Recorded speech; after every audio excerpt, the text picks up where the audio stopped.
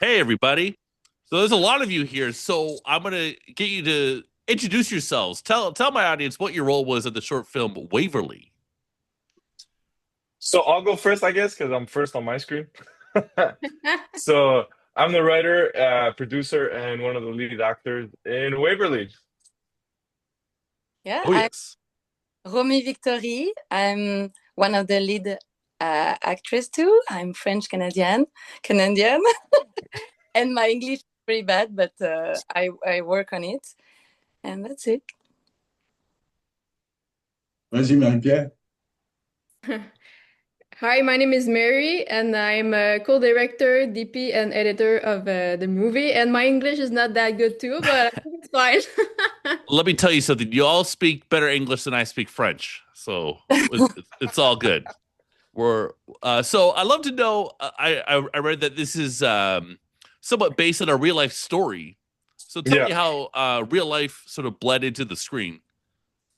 So basically, what happened is I was working in the nightlife for many, many years and kind of witnessed this thing happen kind of in front of me. But the story was based on a busboy and a barmaid. But because I was a bouncer and I figured it would be more impactful to tell the story that way, that's why. And the other fact is that, growing up, for we've all had a Jenna or a Max in our lives one way or another. So kind of, living the movie, you go through your own experience in the story.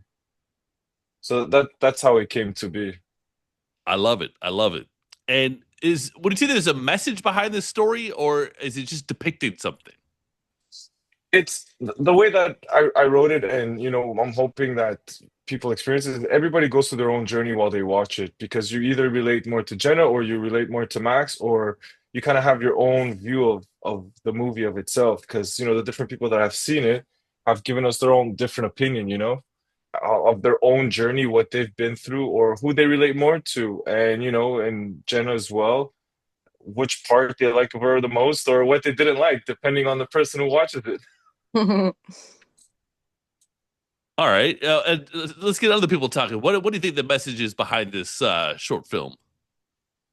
We didn't hear Giles yet. Okay, so What was if you want. Oui, vas-y. So for me, it's very it's the fight between the love and what my character wants.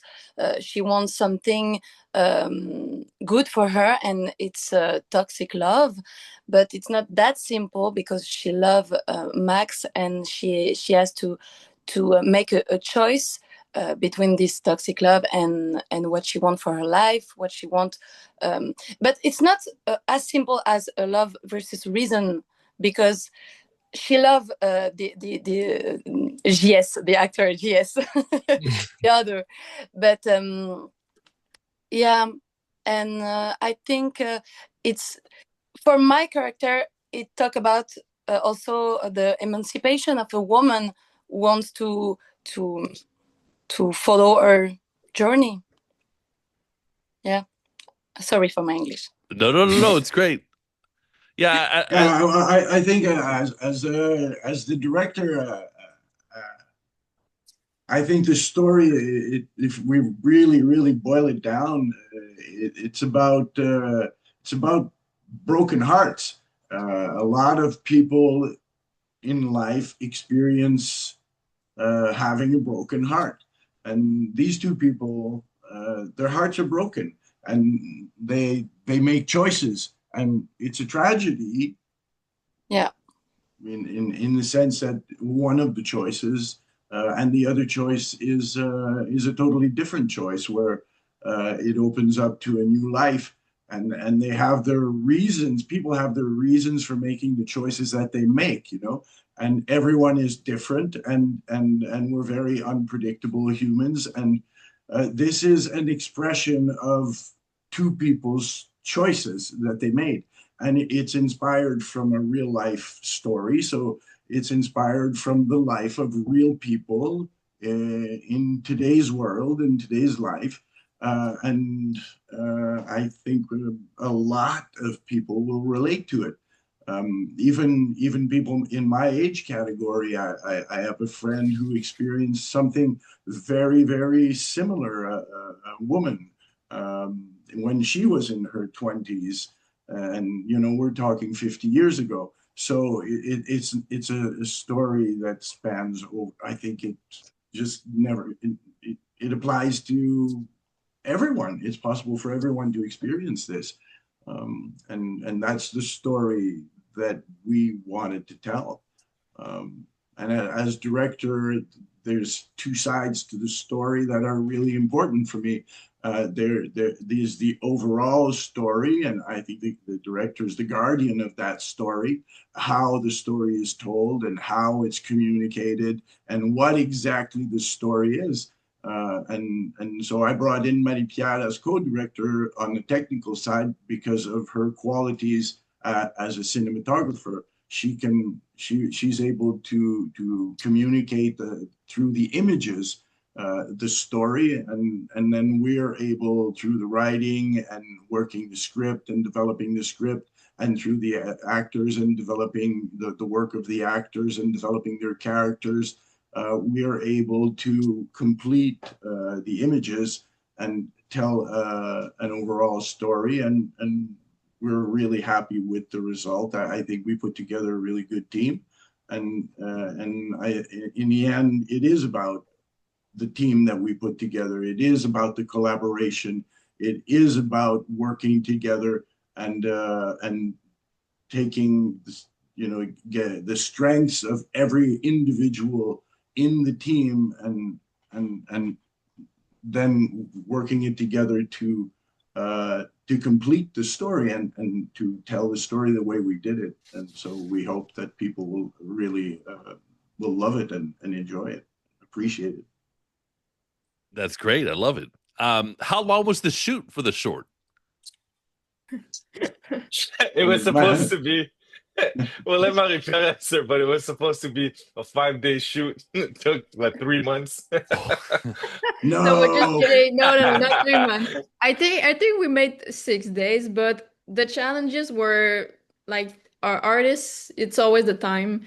We always run out of time, especially on set, because there is a lot of stuff to consider. But yeah, there are some days we did 2 days in one day. We did like 16 hours for one scene. So it's like 2 days, normal days in a day. So I think a week of shoot will be more accurate, but it was very, very fun, and I think we had a lot of opportunities, especially with the locations. I think Chris, you can tell about this. We had the chance to collaborate with some very nice businesses for the locations, and I think as a cinematographer for the shots, I really wanted. I think we had it on point. Like the locations look very good, and with all the lights and the setup we did, I think it looks very good, and it looks exactly how I pictured it in my mind. So yeah. and I think Christos he's talking about the amount of time it took us to develop it. From the script, we have to develop a shooting script, and so we worked together with the actors. We rehearsed it, and we fine-tuned the dialogue and the actions, and so we rehearsed it over a couple of months because we were doing it, all of us, part-time. We had other things to do as well. So it took us a couple of months to develop the script into the shooting script that then we shot in like 6 days, like Marie-Pierre says, or 7 days, I forget, but yeah. Okay. Are you excited to take this to Fantasia Fest?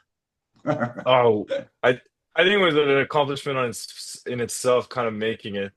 Yeah. We're super excited. We're really hopeful for people to watch it and really enjoy it and really go through the journey. It's our first piece working together, and the goal of this is we want people to come back to the cinemas, by telling real stories and with some great acting, great directing, and great cinematography. And I hope people fall in love with the film and with the characters and relate to them and kind of get excited the goal is to bring people back to the movies. Oh, it's ambitious. Yeah, Yeah, and you know, I think like us partnering together with all our forces together, I think the film is very charming, and it's because of all of us working together and with all our talents together. I think the movie is charming, and I think it's a pleasure to watch. Um, and yeah, I'm very excited for Fantasia. I was very excited when Chris told me we're taken to Fantasia. I was like, yes, because it's the first time I go to Fantasia too. And I think it gives us a window for the international to view our film. And yeah, bring people back to the cinemas. That's what we want. Heck yes, I love and, it. and we need to show that Canada is a force in the movie industry. These are Yeah, that's There's it. the Canadian team. We're creating some beautiful things, and we gotta show the world what we can do. I know this. If I had the budget, I would have made it a feature, but I hope it's strong enough at 17 minutes. And we're Well, bringing a bit of that's Paris too. A bit of that's you. France. I I think actually, that's youth talking because if you talk to me, it's about storytelling and it's about exposing the life conditions that some people can relate to, and this is inspired from real life, and from an experience that two young people went through, and I think a lot of people go through experiences like this, and really for me it's about storytelling through movie making. Yeah. beautiful. But do you think that this could be developed into a feature film down the line? Oh hell yeah! There's so much story left to tell. Yeah. The people that have seen it really want to know more about Jenna and Max, and they also want to know where Jenna's future goes from there. And there's a lot more to be told. It's just that, it takes budget and time to make it happen. But I think we left the groundwork for something special. And if people love it enough, and we could certainly make this into a feature. Why Nice, not? nice. All right. So besides the real life incidents, what were some cinematic influences for Waverly? Oof. I'll let our cinematographer answer that one. Actually, the script, Chris is talking a lot about red because red is like a nickname for Jenna, and I put this color a lot in the movie. If you analyze it a bit, there's always the color red coming back in every scene, and I wanted it to be a symbol through the whole film that no matter where Chris is, there's always red somewhere in his mind. So in all the shots, there's a little bit of red.